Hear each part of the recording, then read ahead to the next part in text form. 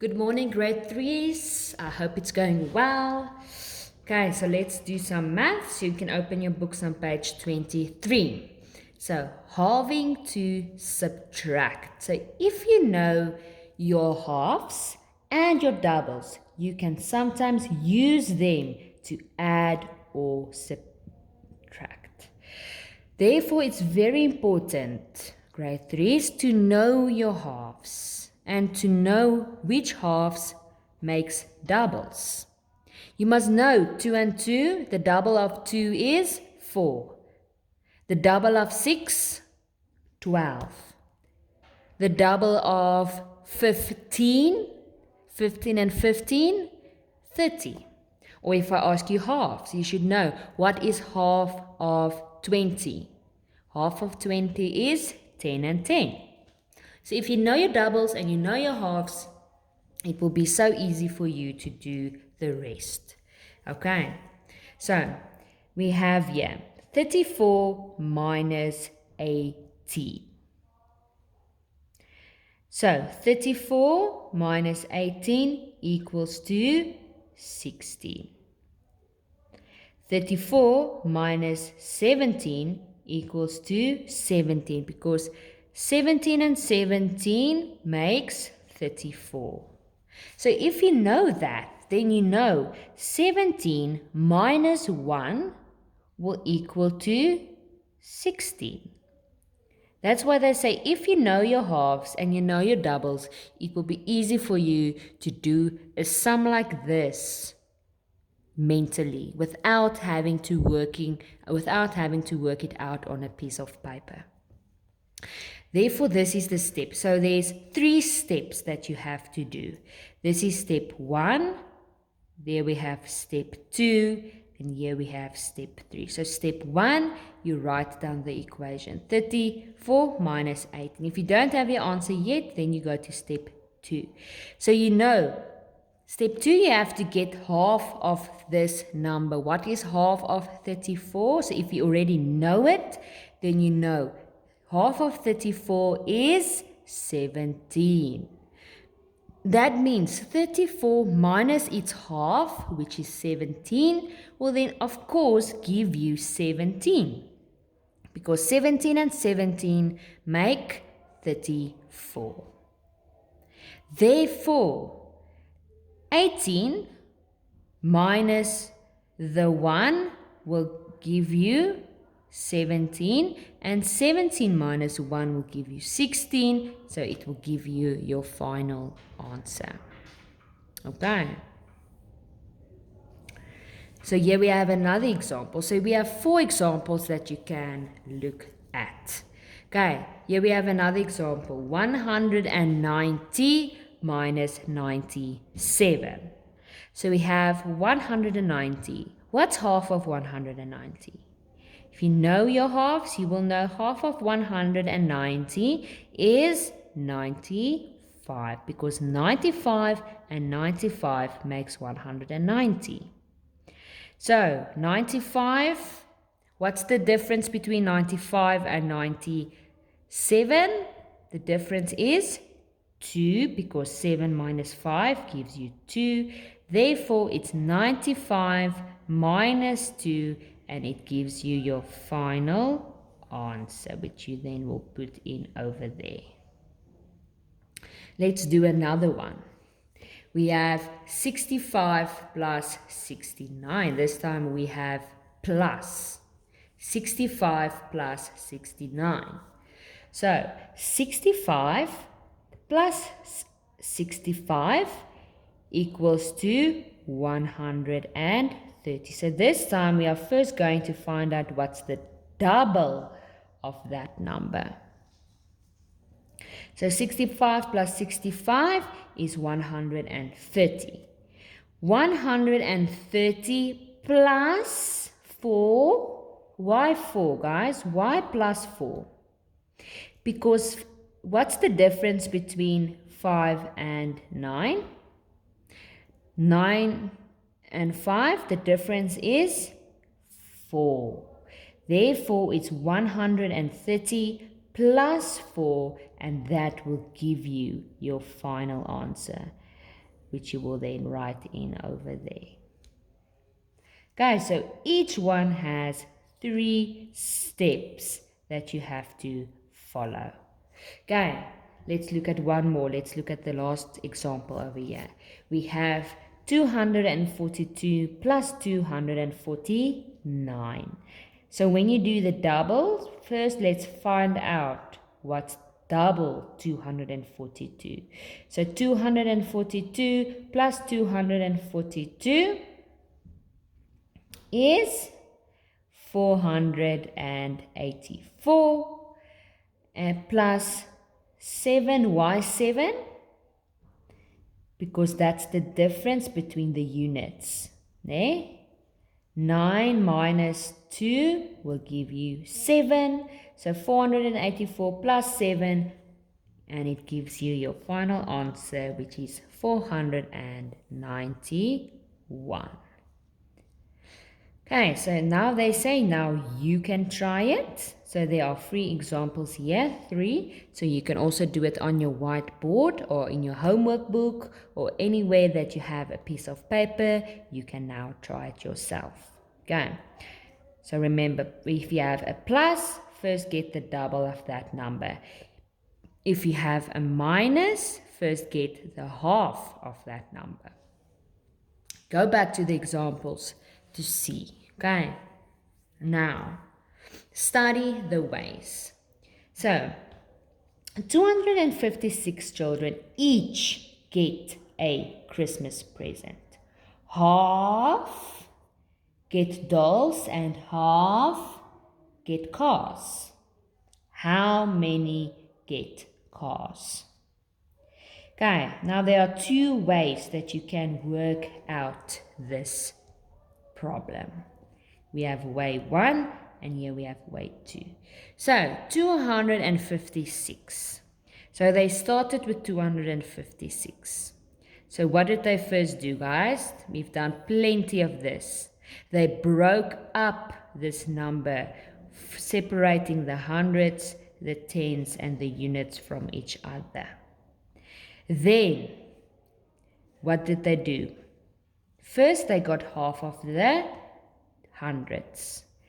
Half of 200 is 100. Then they got half of 50. What is half of 50? It's 25. Then they got half of the units. What is half of 6? Half of 6 is 3. Now they took the halves of those and they added together.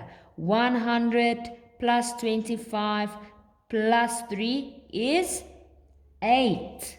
So that means half of 256 is 128. So that means half of the kids got cars. So how many got cars? 128.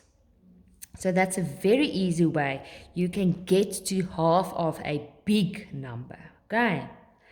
Then we have way number 2. Half of 250 equals to 125. So what did they do? They removed the unit and they replaced it with a 0. So they first did that because they already knew that half of 250 equals to 125. Then they did the unit. Half of 6 equals to 3. So that means 125 plus 3 is 128. So therefore, half of 256 is 128, which means 128 got cars. Okay. So again, like I've said before, different methods fit with different people. If you like the first method, you think this method is easiest for you, then you can use that method. If you think way 2 is much better, then you can use way 2. So it says here, solve the following on an extra piece of paper or on your whiteboard or in your homework books. Wherever you have space, you can do it using any of the method. So if you want to use way 1, use way 1. If you want to use way 2, then you use way 2. You choose which is easiest for you. Okay. So here you have your two problems. So you have to get half of that number and half of that number using whichever method is easiest for you. Okay.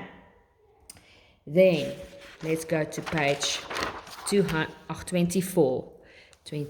Page 24. So number patterns, tens to 800. So look at the numbers in each orange shaded blocks. What pattern do you see? Count in tens from 710 to 800. What comes after 720? So over here they are counting in tens. 710, 720, 730, 740, and so forth until 800. Now they say count backwards in tens from 800 to 710. That means you start at the bottom, counting backwards in tens. So it's 800, 790, 780, 770 until you get to there. You can also count backwards, starting with this number in tens. So 794 minus 10 will give you 784.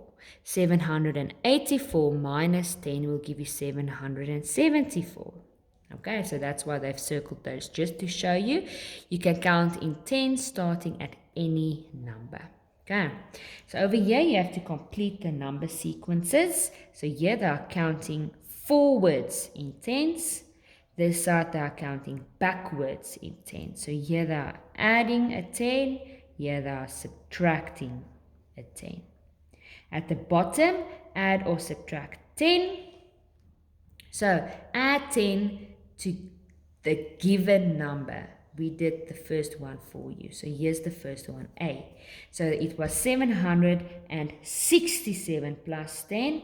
You know why they made these two numbers red? It's to show you that that's the number that will change, guys, if you count in tens.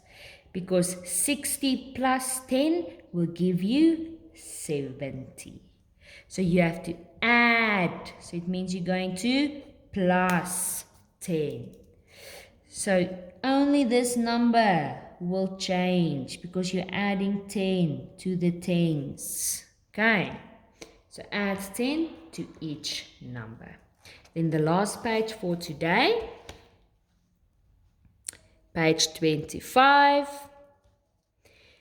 Okay, this time you have to subtract. So that's minus 10. So again, it's only the tens that will change. Okay. What happens when you add or subtract 10 to the numbers above? So here you must now tell me what is happening. Okay. Which numbers are changing? The hundreds, the tens, or the units? And remember, write it in a nice full sentence. Even though it's maths, we still start with a capital letter and we end with a full stop. Ne? Okay. Then look at the red circles on the number board. So what do you notice about these circled numbers? Okay. So extend the following number sequences. Okay, so the number board, guys, the circled number board, they're talking about these numbers that are circled in red. So what can you notice about them? What are they counting in each time? Okay, because they are jumping numbers, ne? So what did you add each time? Okay, then here you just have to extend the following sequences. Again, they are counting in tens, either forwards or backwards, so look carefully. Over here, you have to fill in the correct number in each circle on these number lines. Okay, so there's A and there's a B. Okay, so continue. So they want the number in the circle. So just fill in those missing numbers. Okay, the same with B. Then the last one, page 25, I have a 3 three-digit number.